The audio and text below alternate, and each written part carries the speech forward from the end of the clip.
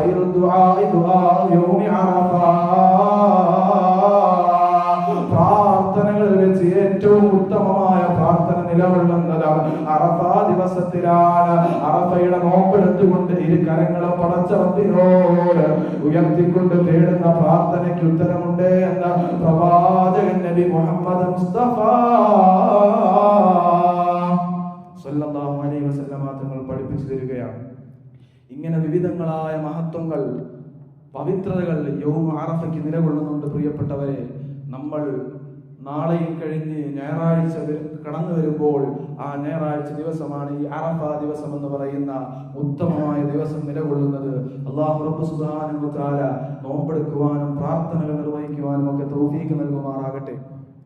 എത്രത്തോളം എന്ന് പറഞ്ഞാൽ ഈ അറഫ ദിവസത്തിന്, ആ ദിവസത്തെ നോമ്പിന് 2 വർഷത്തെ പാപം പൊറുപ്പിക്കാൻ കാരണമായി തീരുമെന്ന് മഹത്തുക്കൾ ഓർമ്മപ്പെടുത്തി തരികയാണ്. 2 വർഷത്തെ പാപം എന്ന് പറഞ്ഞാൽ കഴിഞ്ഞുപോയ 1 കൊല്ലത്തെ പാപവും വരാനിരിക്കുന്ന 1 വർഷത്തെ പാപവും. മുഹറം 10 നോമ്പിന് 1 വർഷത്തെ പാപം പൊറുപ്പിക്കും എന്ന് മഹത്തുക്കൾ പഠിപ്പിച്ചു തന്നിട്ടുണ്ടെങ്കിൽ, ഈ ദുൽഹിജ്ജയിലെ അറഫ ദിവസത്തിൽ നമ്മൾ എടുക്കുന്ന നോമ്പ്, ശക്തിമത്തായ സുന്നത്തുള്ള ഈ നോമ്പെടുക്കുന്നതിലൂടെ 2 കൊല്ലത്തെ പാപമാണ് പുറത്തു കിട്ടുന്നത്. കഴിഞ്ഞുപോയ വർഷത്തിൽ സംഭവിച്ചു പോയതാകുന്ന പിഴവുകൾ, തെറ്റുകുറ്റങ്ങൾ പൊറുക്കാമെന്ന് റബ്ബ് സുബ്ഹാനഹു വ തആല പറയുന്നു. അതുപോലെ വരാനിരിക്കുന്ന 1 കൊല്ലം, അതിന്റെ വിശദീകരണങ്ങളിൽ കാണാം. ദുൽഹിജ്ജയോടുകൂടി 1 വർഷം പരിപൂർണമാവുകയാണ്. മുഹറം മുതൽ അടുത്ത 1 വർഷം തുടങ്ങുകയാണ്. ആ 1 വർഷത്തെ പാപങ്ങളിലുള്ള സംരക്ഷണം ലഭിക്കാൻ ഈ നോമ്പ് കാരണമാകുമെന്ന വിശദീകരണങ്ങൾ കാണാം. അതുപോലെ മറ്റു മഹാന്മാരായ ഇമാമിങ്ങൾ ഇങ്ങനെ വ്യാഖ്യാനം ചെയ്തിട്ടുണ്ട്. വരാനിരിക്കുന്ന 1 വർഷത്തെ പാപം പൊറുപ്പിക്കുമെന്ന് പറഞ്ഞാൽ ആ 1 വർഷം അല്ലാഹു റബ്ബ് സുബ്ഹാനഹു വ തആല നമുക്ക് ആയുസ് നീട്ടി തരുമെന്നാണ്. ആയുസ്സിൽ ബറക്കത്തുണ്ടാകും എന്ന് രേഖപ്പെടുത്തിയവരുമുണ്ട്. എന്ന് പറഞ്ഞാൽ എൻ്റെ ഹൃദയമുള്ള മുഅ്മിനീങ്ങളെ, നമ്മൾ മനസ്സിലാക്കേണ്ടത് ഈ ഒരു നോമ്പെടുക്കുന്നതിലൂടെ 1 വർഷത്തെ ആയുസ്സിന്റെ ഗ്യാരണ്ടി കൂടി ഉൾപ്പെടുത്തിക്കൊണ്ടുള്ള ഒരു മഹത്തായിട്ടുള്ള നോമ്പായിട്ടാണ് ഇതിനെ അവതരിപ്പിച്ചിട്ടുള്ളത്. ആ രൂപത്തിലൊക്കെ മഹത്വങ്ങൾ അടങ്ങിയ അറഫ ദിവസത്തെ നോമ്പ് വരുന്ന ഞായറാഴ്ച എൻ്റെ മുഅ്മിനീങ്ങളായ എല്ലാ വിശ്വാസിനികളും പ്രത്യേകമായി നോക്കണമെന്ന് ഈ അവസരത്തിൽ ഓർമ്മപ്പെടുത്തുകയാണ്.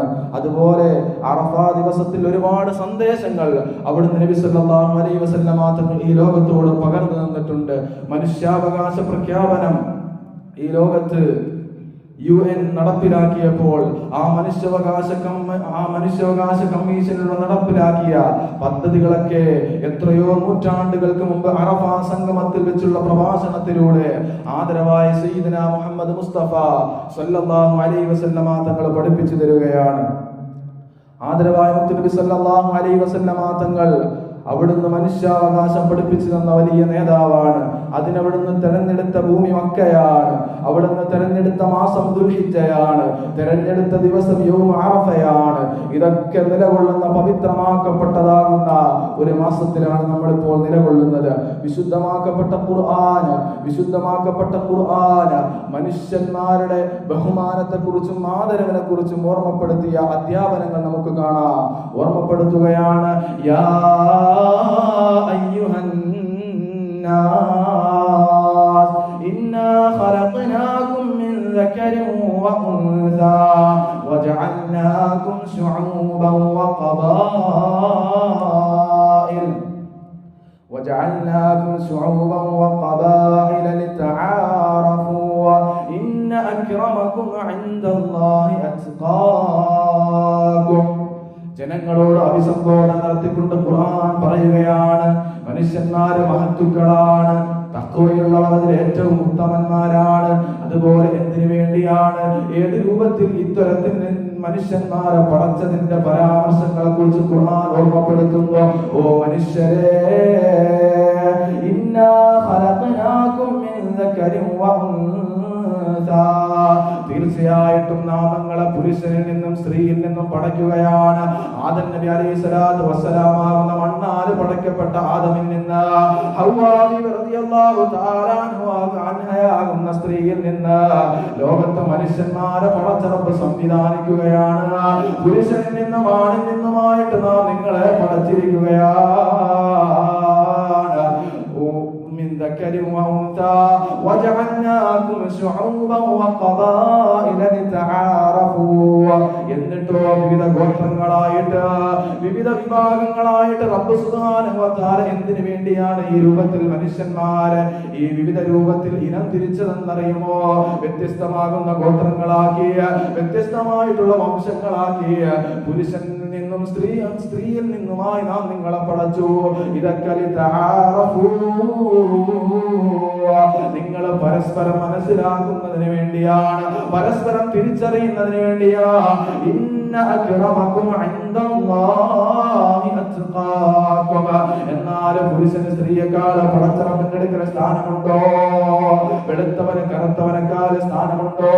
കുലമഹിമയുള്ളവന് തറവാടിത്തം കുറഞ്ഞവനേക്കാൾ സ്ഥാനമുണ്ടോ? ഇല്ല ഇല്ല. ഇന്ന അക്രമക്കും ഇൻദല്ലാഹി അത്ഖാകും. അല്ലാഹുവിന്റെ അടുക്കൽ നിങ്ങളിൽ ഏറ്റവും സ്വീകാര്യയോഗ്യനാ, നിങ്ങളിൽ ഏറ്റവും ബഹുമാനം അറിയിക്കുന്നവനാ, നിങ്ങളിൽ ഏറ്റവും ആദരവ് നൽകപ്പെടുന്നവൻ എന്നുള്ളത് അത് നിങ്ങളിൽ തഖ്വയുള്ള ആളാണ്, സൂക്ഷ്മതയോടുകൂടി ജീവിക്കുന്ന ആളുകളാണ്. എത്രത്തോളം നമുക്ക് സൂക്ഷ്മതയുണ്ടോ അതനുസരിച്ച് കൊണ്ടാണ് അല്ലാഹു റബ്ബ് സുബ്ഹാനഹു വ തആല നമ്മുടെ ഗ്രേഡ് നിർവഹിക്കപ്പെടുന്നത്. 50% തഖ്വയുള്ള മനുഷ്യനെ സംബന്ധിച്ചിടത്തോളം 50% സ്ഥാനമാനങ്ങളാണ് അല്ലാഹു റബ്ബ് സുബ്ഹാനഹു വ തആല നൽകാറുള്ളത്. ഒട്ടും തഖ്വയില്ലാത്തവനെ സംബന്ധിച്ചിടത്തോളം പടച്ച റബ്ബിന്റെ അടുക്കൽ അവന് സ്ഥാനമില്ല. ദുനിയാവിന്റെ തൊലിക്ക് പുറത്ത് എത്ര വലിയ ആർഭാടങ്ങളുള്ള ആനന്ദങ്ങളുള്ള സൗകുമാരികതകൾ അവന് കടത്തിക്കൂട്ടിയാലും വലിയ ആഡംബരമുള്ള കാറുണ്ട്, ആഡംബരമുള്ള വീടുണ്ട്, ആഡംബരമുള്ള വസ്ത്രങ്ങളുണ്ട്. എന്തുണ്ടെന്ന് പറഞ്ഞാലും എന്റെ ഹൃദയമുള്ള മുഅ്മിനീങ്ങളെ, ഇന്ന അക്രമക്കും ഇൻദല്ലാഹി അത്ഖാകും. നിങ്ങളിൽ ഏറ്റവും മഹത്വമുള്ള ബഹുമാനമുള്ള ആദരവുള്ള മനുഷ്യരെന്ന് പറയുന്നത് അത്ഖാകും, നിങ്ങളിൽ സൂക്ഷ്മതയോടുകൂടി ജീവിക്കുന്നവരാ, പടച്ചറപ്പിനെ രഹസ്യത്തിലും ഭയത്തിലും ഭയക്കുന്നവരാ. അല്ലാഹു റബ്ബ് സുബ്ഹാനഹു വ തആല ഭയഭക്തിയുള്ളവരെ നമ്മെ ഉൾപ്പെടുത്തി അനുഗ്രഹിക്കുമാറാകട്ടെ.